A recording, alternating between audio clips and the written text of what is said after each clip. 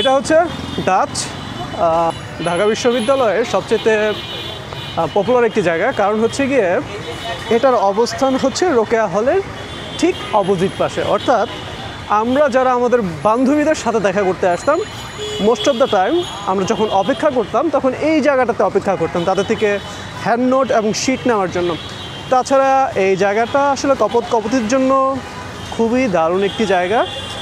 মূলত বিকালের পর থেকে সন্ধ্যার থেকে অনেক কপতি আছে যারা এখানে সময় কাটানোর জন্য আসে।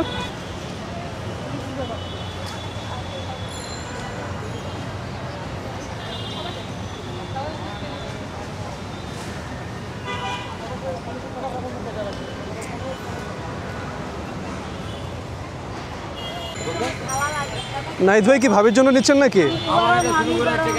হ্যাঁ বন্ধু আছে কিনা সেটা দেখতে আর্টিফিশিয়াল নিব, দেখা যাক কোন ভাবির জন্য নেওয়া যায়। আচ্ছা, ভাবিকে ভিডিওটা পাঠিয়ে দেবো না, তখন ভাবি বুঝবে কোন ভাবিকে দিতে হবে। কাকে দিবে? সব ভাবিকে দেওয়া যাবে? আচ্ছা আচ্ছা, এটা বকুল ফুল। এটা কি দেয়? অনেক বছর পর বকুল ফুল দেখলাম। হ্যাঁ, এটা হচ্ছে কাঠগোলাপ। আমার গাছ আছে একটা কাঠগোলাপ গাছ। তো যাই হোক, আমি জানি। কাঠগোলাপ কত করে দিচ্ছেন মামা? আর এটা কি লাল লাল কাঠগোলাপের সংমিশ্রণ?